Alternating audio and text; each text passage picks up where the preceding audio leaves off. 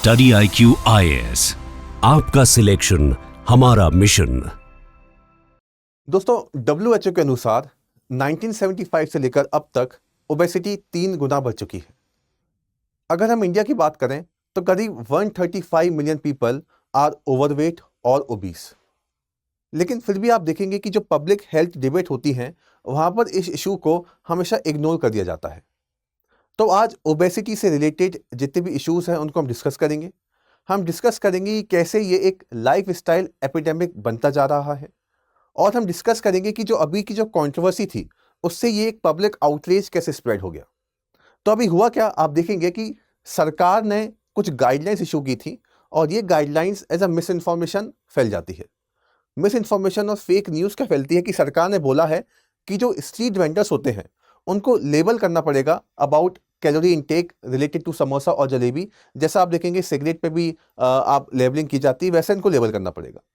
तो सरकार ने क्लैरिफाई किया कि भाई ये फेक न्यूज़ थी। गवर्नमेंट ने क्लैरिफिकेशन दिया कि ऐसा कुछ भी उन्होंने नहीं कहा है, कोई भी डायरेक्टिव्स ऐसे नहीं है। लेकिन हाँ, उन्होंने एडवाइस दी है कि शुगर और ऑयल इंटेक होते हैं ये आपको बताना है, और वो भी उनको जो इंस्टीट्यूशनल सेटिंग्स हैं उनको ये एडवाइस दी है। और सरकार ऐसा कर सकती है अंडर NP-NCD, जो नेशनल आप देख पाएंगे एक प्रोग्राम होता है to control non communicable disease. तो सरकार ने ऐसी एडवाइस दी थी, लेकिन वो फेक न्यूज़ की तरह सर्कुलेट हो जाती है और वहाँ से एक पब्लिक आउटरीच निकल के आता है। अब यहाँ पे आप देखोगे कि ये थी मिस इन्फॉर्मेशन, लेकिन यहाँ से एक डिबेट शुरू हो जाती है। लोगों ने बातचीत करना शुरू कर दिया। अब मिस इन्फॉर्मेशन तो थी, लेकिन लोगों को लगा कि हाँ, कि इससे कुछ ना कुछ हेल्थ रिलेटेड नुकसान होते हैं। तो लोगों ने बातचीत करना शुरू कर दिया अबाउट द न्यूट्रिशन की, लाइफ स्टाइल कैसे आप बदल रही है लोगों की, और स्टेट की क्या क्या अकाउंटेबिलिटी है, सरकार की कुछ अकाउंटेबिलिटी है या नहीं।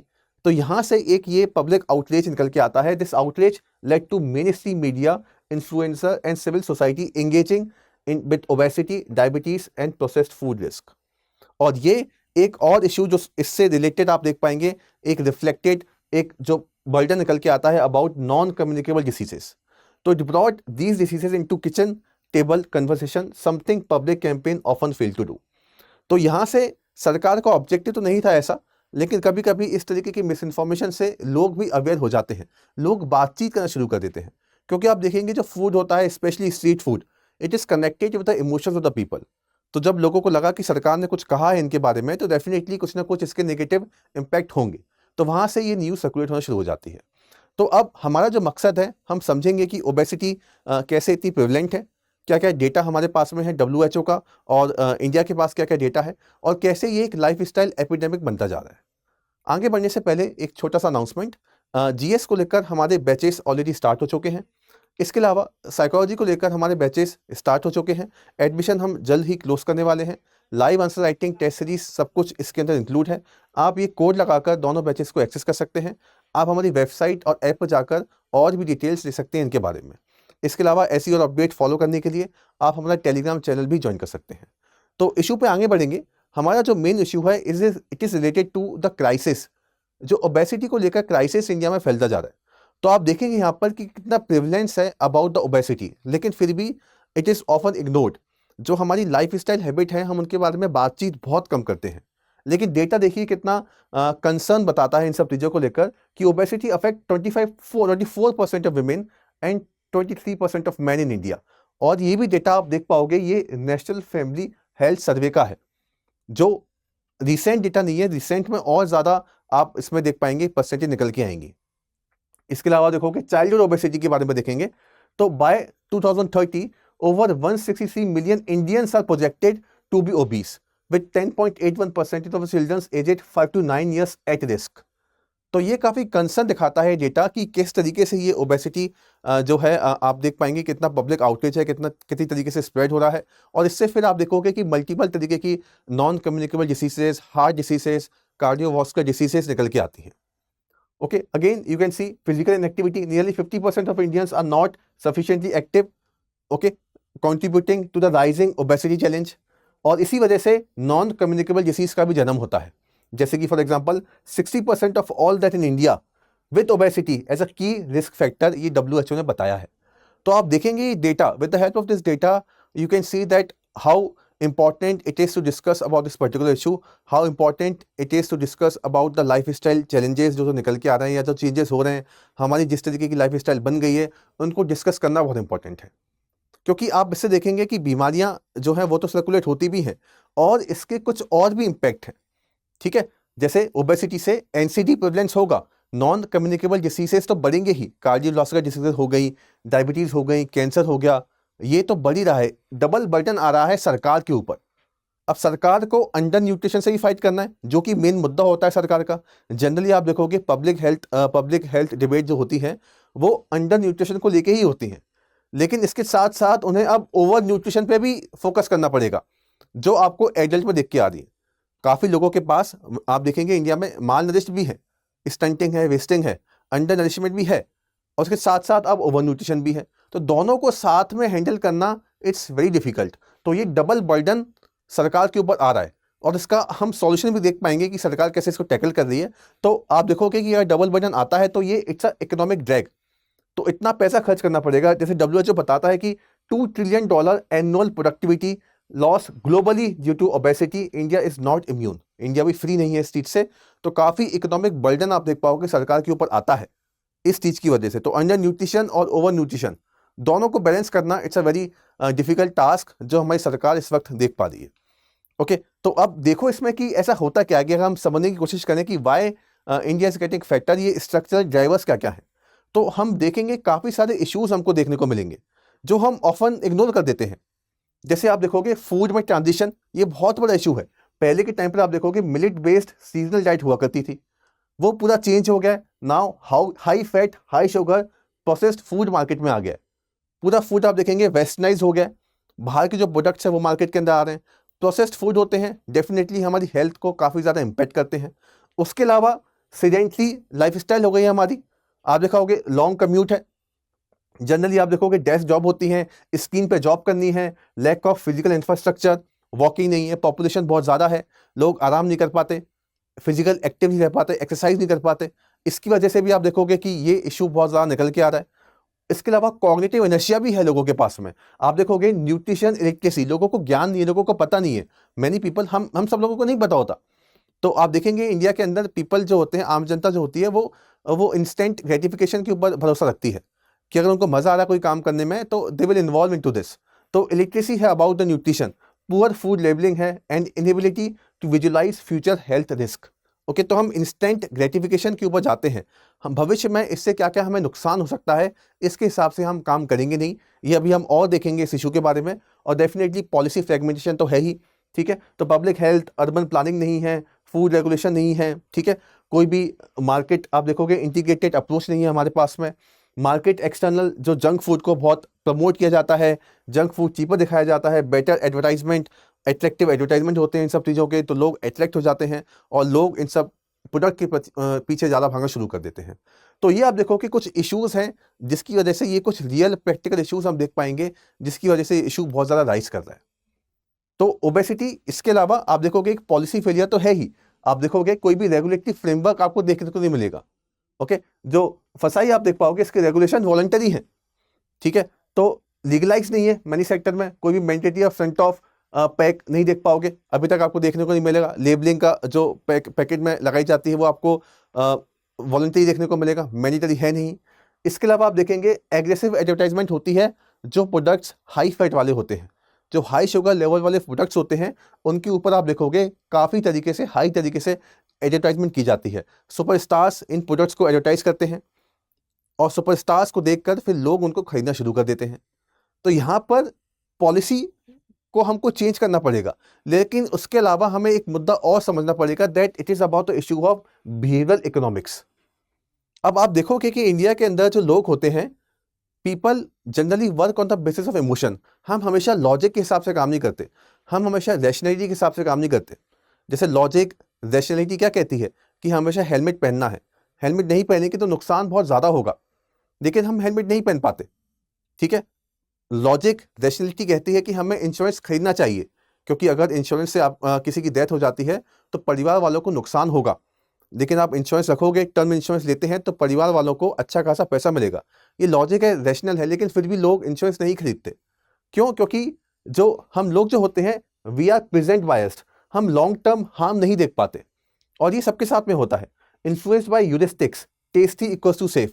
यूरिस्टिक्स यानी कि हम हमेशा मेंटल शॉर्टकट के ऊपर काम करते हैं।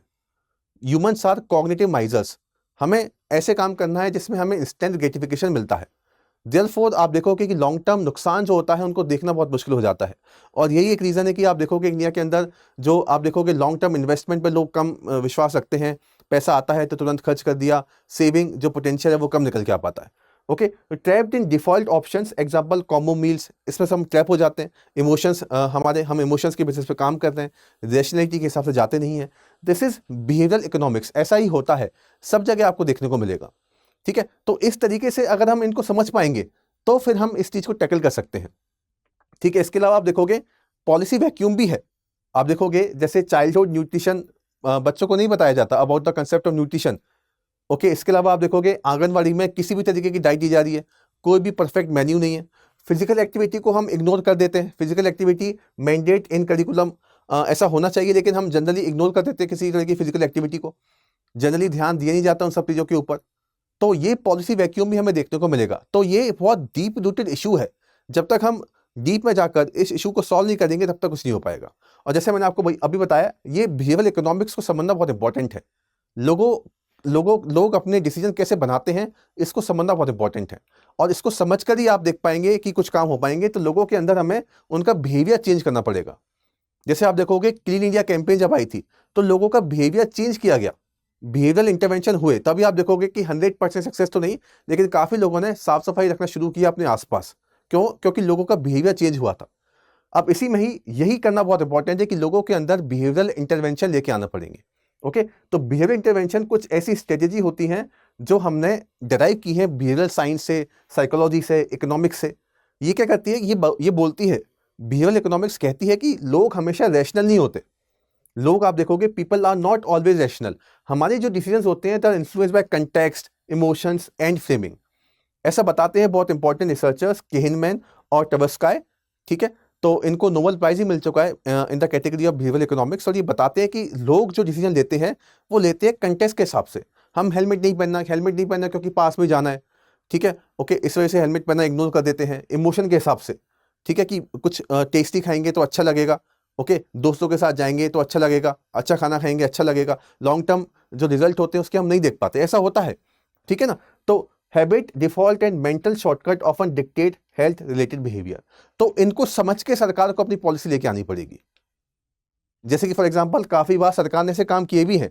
आप देखोगे जैसे कि information nudge, default setting, visual cues, placement nudges, ये सारे आते हैं नज थ्योरी के अंदर।